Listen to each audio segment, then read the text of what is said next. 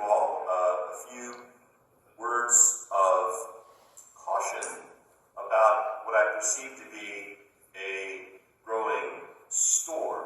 And as we watch the news, we see a lot of unrest, we see a lot of anxiety, a lot of fear, a lot of turmoil, a lot of violence, a lot of what amounts to anarchy, and it's creating a lot of anxiety. Anxiety is the enemy of faith. Anxiety robs us from the capacity to reflect and grow in the virtue of charity. So, the unrest, I think, may well have to do with a sort of activity before a shift in this country that Pope upon Pope has warned the world about. And I'm talking about the rising possibility of socialism. And it's interesting because a lot of folks will say, hey, Father, why are you talking about politics from the pulpit? Well, it's very interesting because, our popes have actually instructed us, and I have several of them right here written out, because I'm not smart enough to remember everything it's said. But Pope Benedict XV specifically says that this topic should be clearly expounded and inculcated in Catholic associations and congresses, in sermons, and in the Catholic press. It was such a pressing problem that the first pope to talk about it really in its current form was Pius IX, who was pope from 1846 to 1878. And he referred to socialism as something that overthrows the entire order of human affairs. The entire order of human affairs. So let's step back to the 1920s in this country, and we started to see socialism rearing its ugly head. A lot of activity, particularly in the Northeast. They got themselves into education, into teachers' unions, into the primary and secondary education system, actually in the state of New York, and tried to essentially change the mindset and understanding of those attending schools. And so it's been a multi-pronged attack. Who's the puppet master, the adversary? First, what you do is you miseducate the kids, then you get involved in the press, then you get involved in the media, you change the culture of society, you de-evangelize the public, you get people to mistrust the previous generation, dismiss what they have to say, then you take from the church moral authority. It becomes a governmental dynamic to proclaim a moral code, and then all of a sudden, everyone in the country, and then you enforce the moral code, and if anyone speaks against the moral code, they're either a racist or a bigot, by the way. And we see this happening in a lot of socialist countries. I know in the country north of us, if you speak against certain behaviors and activities from the pulpit, it's considered hate speech, and you can be jailed for it. So they also try to squelch the freedom of silence voices from the pulpit. And that's always a Marxist dynamic of control, right? Get control of the press, get control of the schools, get control of the media, and also vilify anyone who speaks against it, and then make it illegal, then silence the church, then strip them of funding and try to shut them down. It always works that way. Look at any of these totalitarian regimes across the world. That's always what happens. Because the church always impedes the progress of socialism, because socialism desires to enslave the individual, strip the individual of rights, and subjugate them to some greater cause that's never clearly defined. So, what are the, don't believe me, I'm just a simple parish priest. What do the popes have to say? So I'll just quote some popes, and you can decide for yourself. Again, Pius IX referred to it as the overthrow of the entire order of human affairs. My goodness, that's quite a statement. You are aware indeed that the goal of this most terrible plot is to drive people to overthrow the entire order of human affairs and to draw them over to the wicked theories of socialism and communism. The wicked theories of socialism and communism by confusing them with perverted teachings. Changes. That's a statement. Communism, socialism, nihilism, hideous deformities of the civil society of men, and almost its ruin. Hideous deformities. My goodness. The ruin of all institutions.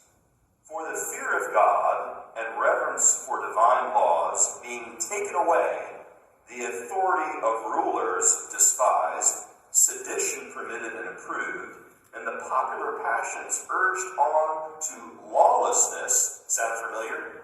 With no restraint save that of punishment, a change and overthrow of all things will necessarily follow. Yea, this change and overthrow is deliberately planned and put forward by many associations of communists and socialists. And he said that in 1884. How prophetic. He said it's a sect that threatens civil society with destruction. And yet we have Catholic socialists running around. By the way, you cannot be Catholic and be socialist. That's not my opinion. It's the opinion of all the popes.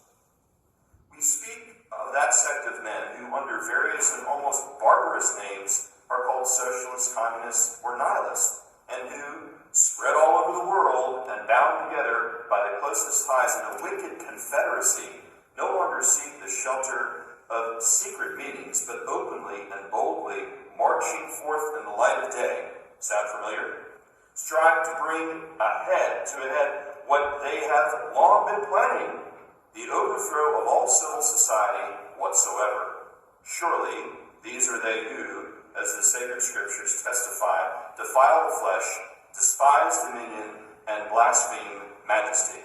And they do blaspheme, because they're pulling down statues of Jesus. They just burned a church yesterday. They pulled down statues of Emperor Sarah, who defended the rights of the indigenous peoples, and all manner of things.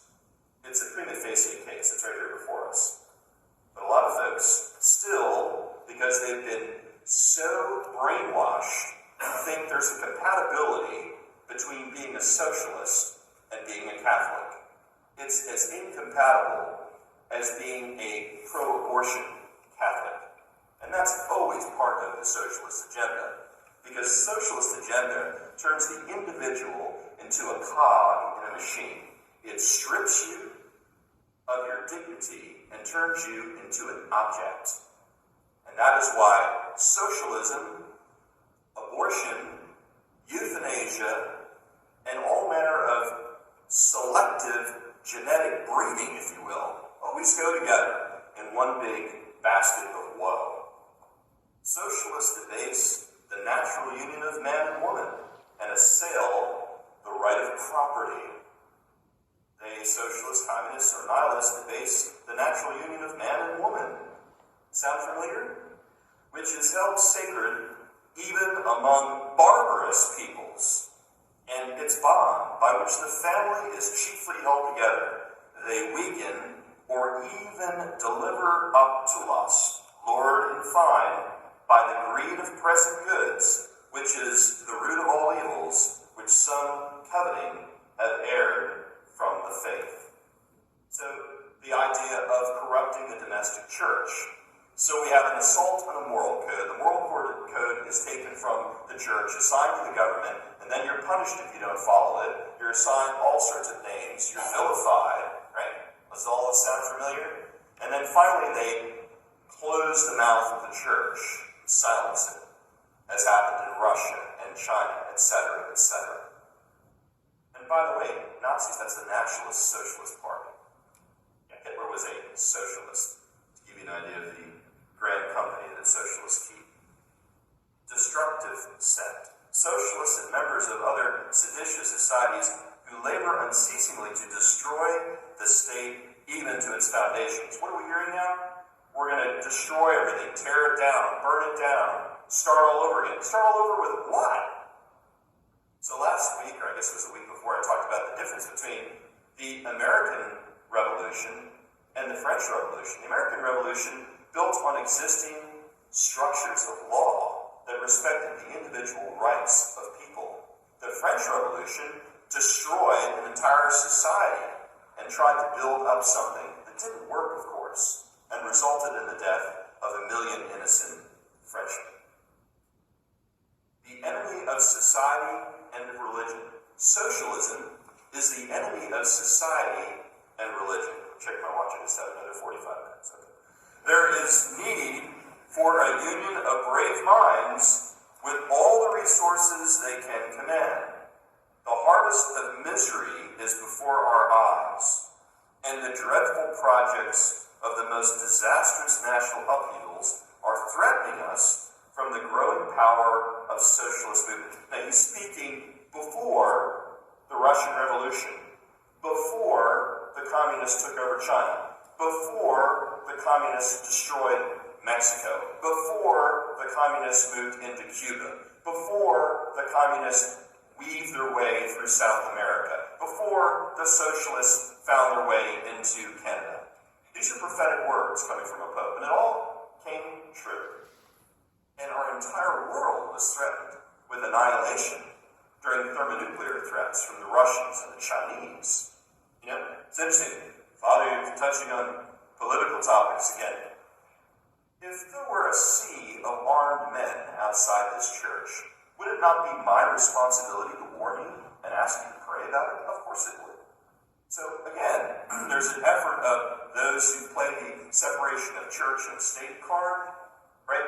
Play the, you're not supposed to talk about political stuff from the pulpit. There's not going to be any church unless I talk about this stuff from the pulpit. So let's talk about it from the pulpit. What's the worst that can happen? I'll be flipping burgers at Wendy's. Okay. They have insidiously worked. I'll move on to Pius. Well, you get the point. I move on to Pius X, a more modern pope, 1903 to 1914. The dream of reshaping society will bring socialism. The dream of reshaping society will bring socialism. I've got a better way. We're gonna take all your stuff, Jim, and all your stuff, Don, and all your stuff, Stephen, and all of your stuff, Dad, and we're going to redistribute it. And then the state can be God. And you can thank the state. That's exactly what they did in Stalinist Russia and the Soviet Union. They used to train the kids to basically look at the state like it was a god, replacing God, stealing the divine title of the Lord God. The dream of reshaping society will bring socialism. But stranger still, alarming and saddening at the same time, are the audacity and frivolity of men who call themselves Catholics and dream of reshaping society under such conditions, and of establishing on earth, over and beyond the pale of the Catholic Church, the reign of love and justice. What are they going to produce? Question mark. A mere verbal construction in which we shall, glowing in a jumble and in seductive confusion, the words liberty, justice, fraternity, love, equality, and human exaltation, all resting upon an ill-understood human dignity. You're a cog in a machine. You're an object, and you're subject to the tyrannical authority of an overbearing state that will decide what's good for you. It strips you of your human dignity. That's why socialism is so evil. It will be a tumultuous agitation, sterile for the end proposed, by which utopian exploiters will benefit. So you look at the Soviet Union, remember? Like, all these people are hungry, they're all in lines, and then they're the party officials, and they're all eating caviar, drinking expensive vodka. Benedict is the 15th. The condemnation of socialism should never be forgotten. More modern still, 1914 to 1922. The condemnation of socialism should never be forgotten. So I'm following his directive. I'm making sure no one forgets it. It is not our intention here to repeat the arguments which clearly expose the errors of socialism and of similar doctrines. Our predecessor, Leo XIII, most wisely did so in truly memorable encyclicals, Rare Navarre, when he talked about the necessity for individuals to have private property, to own things, or to work for things, to strive for things, to use their gifts and talents given to them by God. And you, venerable brethren, will take the greatest care that those grave precepts are never forgotten, but that whenever circumstances call for it, they should be clearly expounded and inculcated in Catholic associations and congresses, in sermons, and in the Catholic press. Pius XI, 1922 to 39. Socialism, fundamentally contrary to Christian faith. Fundamentally contrary to Christian faith. And still we have people running around, calling themselves Catholics, pro-abortion, pro-socialism. They're not Catholic. They're calling themselves Catholic to capitalize on your faith. For socialism, which could then be termed almost a single system, and which maintained definite teachings reduced into one body of doctrine, has since then split chiefly into two sections, often opposing each other and even bitterly hostile, without either one, however, abandoning a position fundamentally contrary to Christian truth that was characteristic of socialism. And he wrote that in 1931. So let's move on. I don't want to beat a dead horse here, let's move on. Oh, here we go. Socialism cannot be reconciled with the teachings of the Catholic Church because its concept of society itself is utterly foreign to Christian truth. Catholic socialism is a contradiction. I'm Catholic, but I'm pro-choice. Why, I've never seen a walking contradiction before. Yeah. Beware of Catholic politicians running around. I'm a socialist, I want to help everyone. But you want to enslave everyone. Freedom is to choose truth and goodness, not license to do what we please. And that's the carrot that's always waved in front of our kids in schools. You know?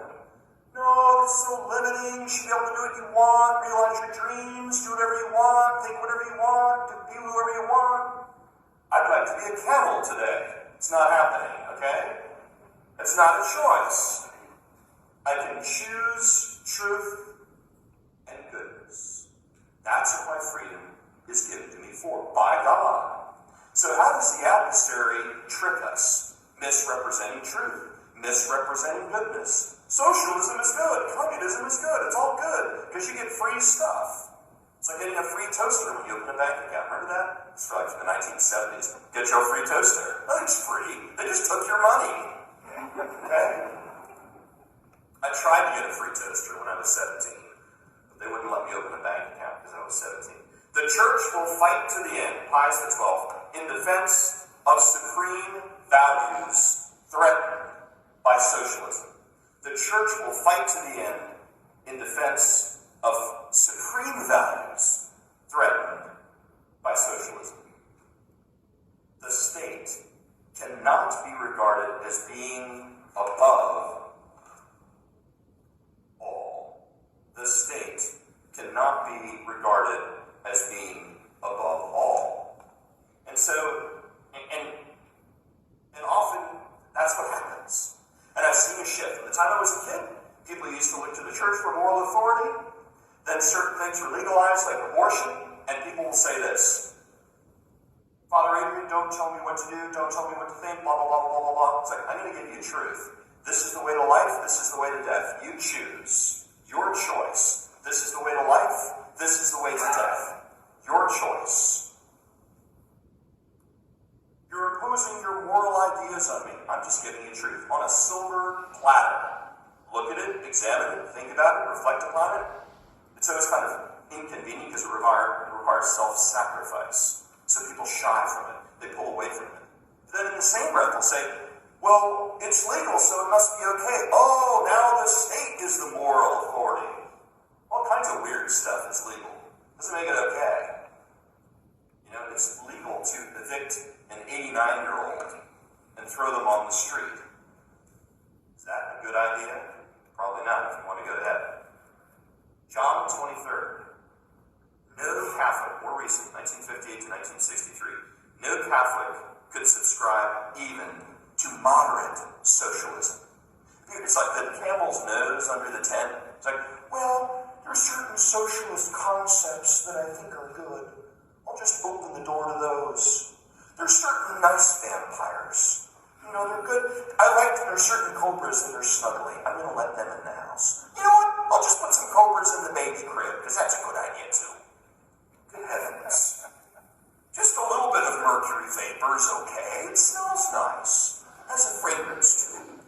No Catholic, gosh, I'm awfully sarcastic. No Catholic should subscribe even to moderate socialism. We'll leave it at that. All right, how about Paul VI, 1963 to 1970? I'm getting closer. Has there been any inconsistency? No. Too often, Christians tend to idealize socialism. Idealize socialism. Too often, Christians attracted by socialism tend to idealize it in terms which, apart from anything else, are very general: a will for justice, solidarity, and equality. They refuse to recognize the limitations of the historical socialist movements, which remain conditioned by the ideologies from which they originated. Natural selection, stuff like the horrific work of Margaret Sanger that results in 4,000 deaths a day of innocent children, by the way, mainly in minority neighborhoods. Right? Euthanasia, all of that comes out of this. Natural selection. You are only as good as what you can produce, a socialist would say, although they put it differently. Once you're no longer useful, get rid of it. If there's something wrong with that child, get rid of it. Not him or her, get rid of it. It's an object. John Paul II, getting a little closer.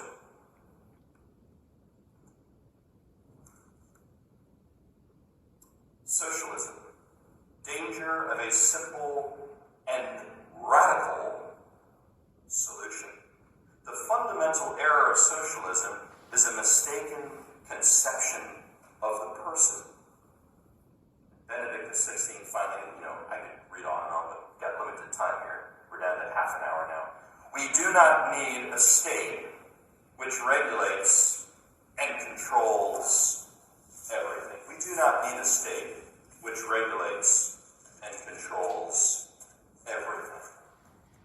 And it always, these dynamics in socialist states always squash the voice of the individual and vilify that person, often make them disappear.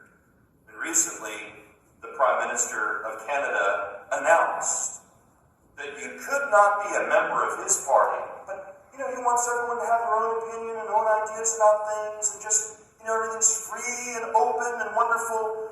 You can't be a member of his party as if he owns it and be anti-abortion. Let me translate that into Catholic language, pro-life. Let me translate that into a new sentence, which actually is closer to the truth. You can't defend the life of an innocent baby and be part of my party, because there's something wrong with you. God forbid you should interfere with infanticide, because then you can't be part of my party. What kind of party do you belong to? And who's heading it? And that's the question. And the answer is not a human being, but the adversary. Because the adversary's plan is to turn you into an object. He cannot attack God directly. So how does he attack God? He attacks his children. And we are his children. We are made in the image and likeness of Almighty God. And Jesus Christ died for us. We are not cogs in the machine. How repulsive a concept that is. How offensive. Everyone talks about being offended. I'm offended by the very concept of socialism, by the concept that a bunch of Catholics are running around in the name of charity, foisting this upon us, abusing the good name of Catholicism, turning away from the law of God, ignoring all of this, that you can look up on the internet in 5 seconds. All of it ignored. What is that sin? Pride. It's evil. Watch out for it. It's coming. Priests exercise the prophetic voice were called watchmen. It's coming. Look out for it. So then the final question. How do we stop it? How do we stop a locomotive, a whole huge train? I mean a freight train with 200 cars, or however many you can have on it. A freight train that's over a mile long. All you have to do is derail it. How do you derail this freight train? With a different type of chain across the tracks. It comes in the form of a rosary. It comes in the form of the Stations of the Cross. It comes in the form of the Divine Mercy Chaplet. It comes in the form of meditating upon sacred scripture. It comes in the form of sacrifices. It comes in the form of corporal and spiritual works of mercy. It comes in the form of a pure heart, a heart that seeks out the sacrament of reconciliation and receives Holy Communion worthily. It comes in the form of holy obedience to the Spirit of God that moves upon us. That is a titanium cable around the devil's neck, and it will derail that train and turn it into dust. Let us stand now and profess our faith.